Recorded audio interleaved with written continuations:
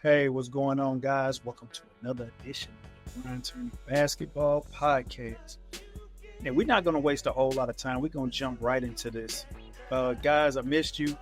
Hopefully, you guys have been able to just, kind of relax. I ain't going to say relax, but the summer is winding down. And we've had some tremendous basketball games and events just to follow.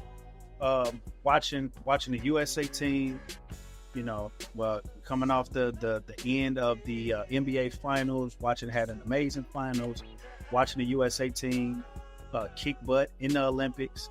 So basketball all around, man, has just been phenomenal. And we can't really do a podcast without mentioning something about LeBron, something about Jason Tatum, something about the Lakers, something about the Celtics. But we're gonna jump right into this, man. Your boy has been kind of quote unquote been in YouTube jail. So every time I come on here, we always kind of discussed a little bit about being on a consistent basis with releasing content, releasing podcasts, videos. And I made a little mistake around. I got caught up in the moment around the finals. Tried to switch some things up. We tried to do a live stream current while it was going on. And by me having a small channel, man, the NBA, dinged me, gave me a strike for broadcasting during the finals. So my channel kind of took a hit. And, I got a little discouraged because, if you have your own YouTube channel, if you've been kind of contemplating getting on YouTube or contemplating doing the content creator type of situation, you know how much time and energy and brain power that is put into kind of developing scenarios and coming up with different themes to come up with videos. And when you try to do something that you think is going to hit, you did your research on it, all the analytics of your channel say, if you do this, man, this will pop off. If you do this, things will pop off. So I decided to, have some coaches on. We decided to watch the game and kind of do a play-by-play. And instantly they hit me with the strike for broadcasting during the finals, which, I thought they were going to just kind of smack me on the wrist or just remove the video. But no, you get a strike. And the strike kind of slows down the algorithm, and then I turned right back around, got caught up in the moment of the USA, Curry hitting the shot, Curry doing this thing, and lo and behold, bam, they hit me with another. So your boy has got 2 strikes within like the last 2 or 3 months with content, and man, it was like a gut punch, it knocked the wind out of me. Because I said, man, I've been working on this channel, matter of fact, 2 channels for the last probably 4 years. And it's like your baby. You put a lot of work into developing and doing something. You get something like that happens, it kind of knocks the wind out of you. And I kind of took a break, kind of did a little research on the things that I need to do moving forward. And yeah, never again. Never going to catch me doing any type of live streaming, posting certain things that I'm not authorized to post, regardless if it's fair use or regardless if I have the permission or not. I have to find other creative ways to bring information towards you guys. Or if not, man, I need to just start posting my own stuff that I have permission to, bring out or come out with.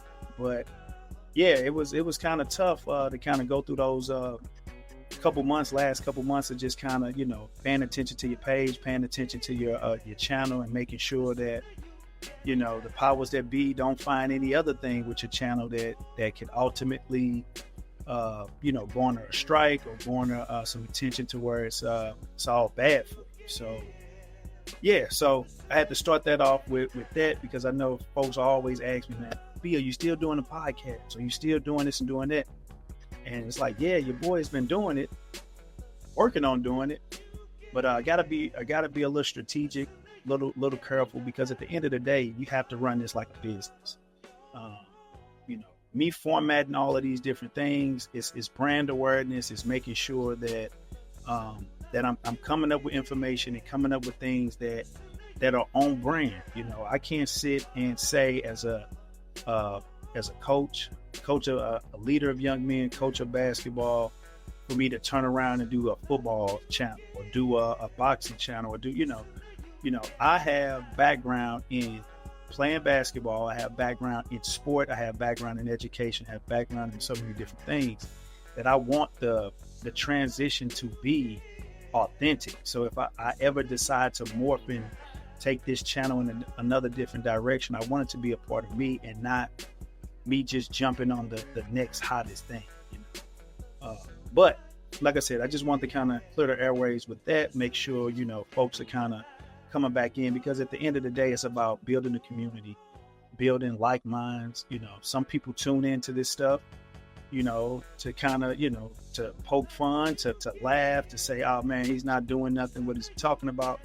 And then I get some people that, man, give valuable information that may have kids that's involved in sports, kids that's involved in high school sports, you know, old players, old coaches that call and want to pick my brain. And I like to bring those conversations kind of, you know, off the record, on the record, and kind of putting a different spin with what's going on today, and kind of just start conversations, because at the end of the day, we're all trying to get better.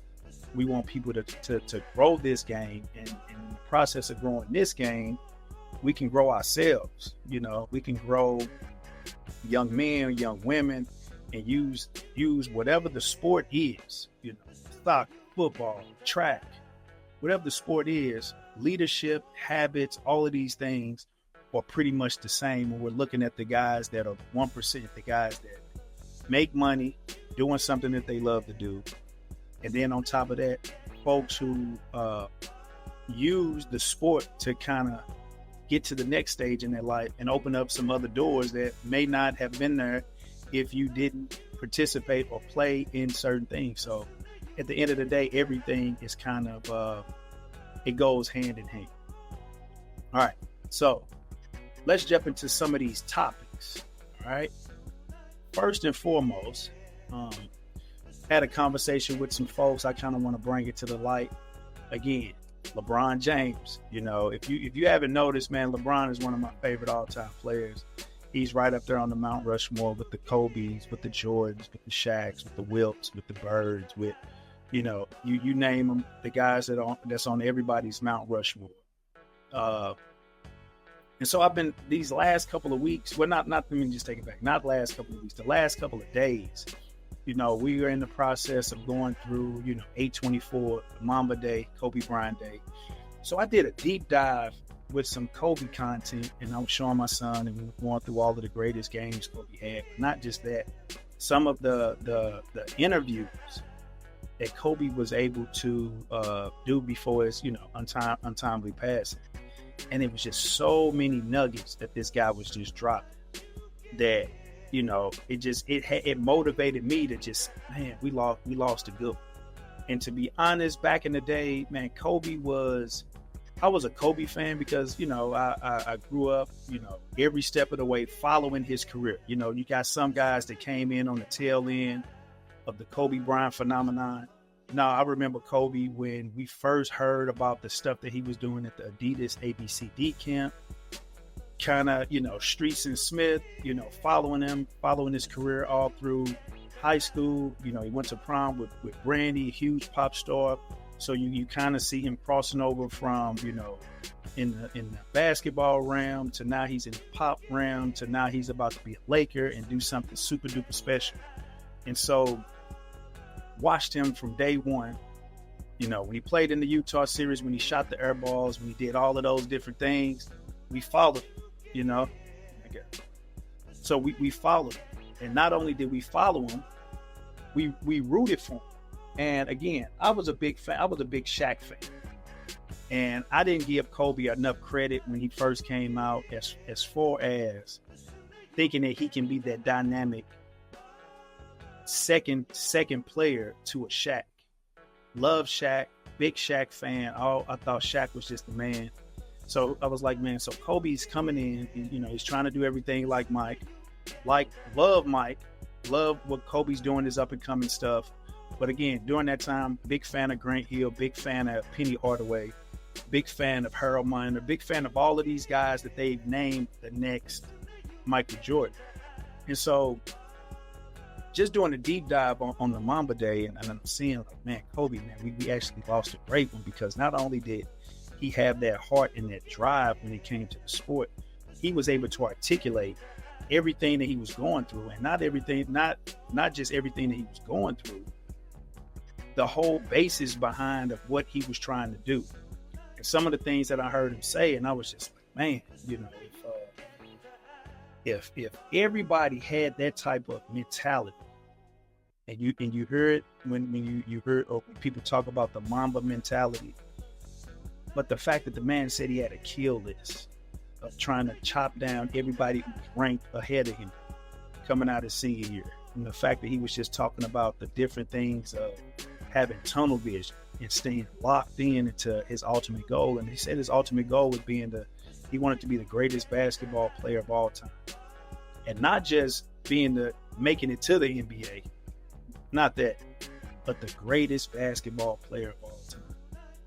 And that's incredible, because I start to look back at my childhood, and I honestly had to take a look at myself in the mirror and say, man, did you ever set goals like that of trying to be the best basketball player ever to play the game? And I honestly, can say that I never really had dreams of trying to be the best all-time greatest player, and saying that drove me every single day to get up and play basketball. I just played basketball because I love to play. And it was another notion that he mentioned, that he said a lot of the guys that were in the NBA played only for financial reasons.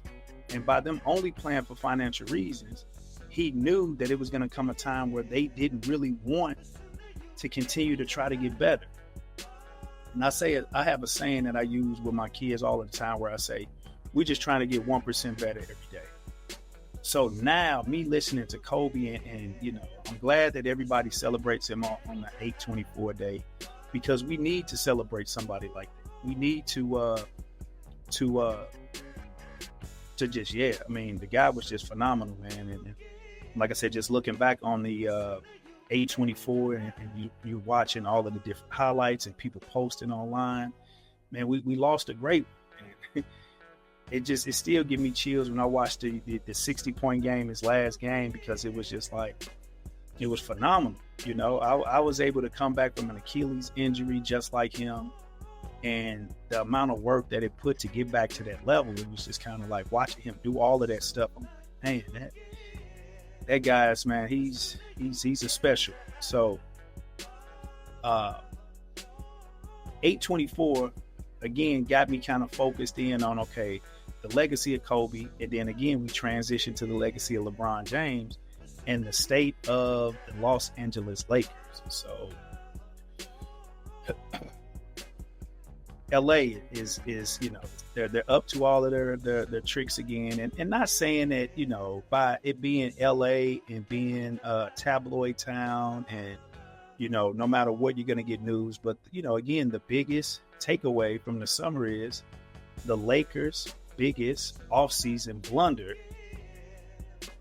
Can they continue to try to compete to win another championship? It's interesting, because this article, and again, I'm not going to be too fond of sharing the screen, but I'll just kind of go through it. But this is coming from The Athletic. A guy named John Hollinger is talking about the Max Christie deal that can possibly put the Lakers in a chokehold in moving forward, because it says the Lakers are under the microscope for the lack of trade action during the offseason, and one NBA insider has revealed the biggest mistake that was. And again, they're talking about the free agent deal with Max Christie, a 4-year, $32 million deal. And they pointed out a couple things that said the problem was that they actually tried to play him a little bit. I guess, let me see what this is. No.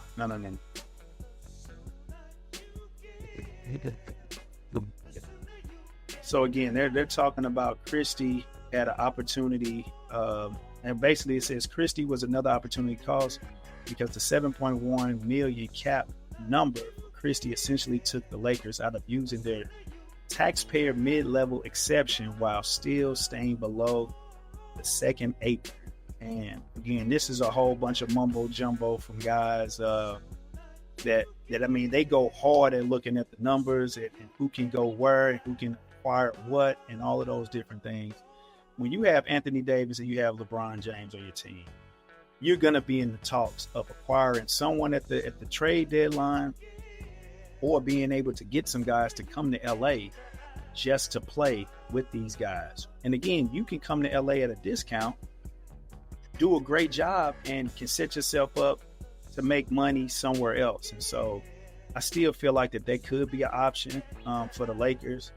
That could be a very, very, very viable option to get some guys at a wholesale price. You know, you get some hungry guys that come in there and they make a name for themselves, and it can kind of set them up long term to get paid later on down the road. So that's just something to keep an eye out for. Again, the Lakers, Celtics, Tatum, James are always going to be in these conversations when we talk about the NBA. Okay.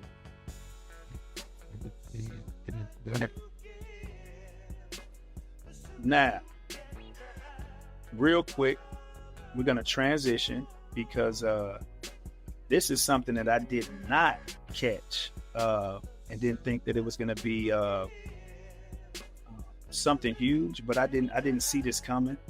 So we talk a lot about these NIL deals and what does that mean for a young college athlete? What does that mean for a high school player coming out? Because Missouri has just announced that you can possibly get an NIL deal in high school.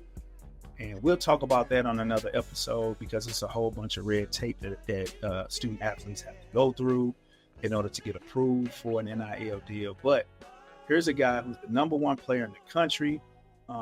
If you are a basketball fan and you kind of keep up with the sport, you have a guy named Cooper Flagg. Okay. Duke's forward Cooper Flagg is the number one prospect in the ESPN 2025 NBA draft class, right? Now, here's the thing. He's just signed an incredible deal with New Balance, right? And it is tied closely to his home state, okay, of Maine. Now, and this is when I just was watching Facebook, and again, we're recording this August the 26th, and I just saw this come across my feed, and I saw the other little, maybe a minute 30 commercial for the Cooper Flagg New Balance. And I gotta say, man, I like the move. You know, I really like the move because this is what you get, okay? You get so many athletes that are just tied in to just brand association with Nike or Adidas, depending on, you know, where you're listening to this at. And, you know, I got fans, well, not fans, but supporters of people who listen to this podcast all over the country. They listen to this in Africa, in Europe, in South America. Man, I got folks from Germany that tune in to these episodes. So on a global scale, when you think about Nike and Nike products, you know, the athlete pretty much has only really one loyalty to basketball. You would think that the players have a loyalty to Nike because you got, you know, Kobe, LeBron, Jordan, all those different things. But I like this move when you get a kid that, you know, arguably is going to be the number one draft pick in the 2025 NBA draft. He decided to go to a Nike school in Duke. You know, Duke is going to get the brand new everything of Nike. But he took it and flipped it the other way and decided to go the New Balance route, which, like I said, I like the move with someone deciding to kind of buck the norms and say, you know what, hey, let me kind of switch up, because I remember back in the day, man, we had so many varieties of shoes to choose from, and athletes were picking all different type of shoe brands to go with. I remember having felines with Jamal Mashburn, and Reeboks with Sean Kemp, and Shaq shoes, and Allen Iverson shoes, and you name it. Anybody, Fila had Grant Hill, who had a fantastic shoe that came out. But over the last couple of years, I feel like, man, Nike has kind of dropped the ball when it comes to the rollout of the shoes that they're coming out with, the players that they're going to pick to basically give these players shoe deals, signature shoe deals. And then you only getting a run, maybe 1 or 2 years while that person is hot. And then they discontinued the shoes, you know. Big, huge disappointment in the Devin Booker shoes. You know, we had some steam and some heat with the Ja Morants, but then now, you know, what's going to be the encore? What's going to be, what does the Ja 2 look like? You know, what does the new Tatum look like when it comes out? What does the new LeBron look like when it comes out? So you got all of these guys that are locked into those Nike shoes, and everybody sees them, and it's like, okay, all right, what's next? I love the fact that Adidas and New Balance kind of take you behind the scenes and behind the curtains of a lifestyle of the athletes. You know, I was always under the impression that a shoe deal comes with a shoe business. Shout out to Rich Paul, that I think he said that either in his book or on one of the podcasts, but that's true. You know, I think Nike kind of puts these guys in a box to where, you know, you only getting a chance to see these guys only when they're on the court, and there's no type of line that is coming out with them. Everybody, that if you're a Nike athlete, you're just a Nike athlete. You get all of the stuff that all the other Nike athletes are going to get. But where's the business that goes along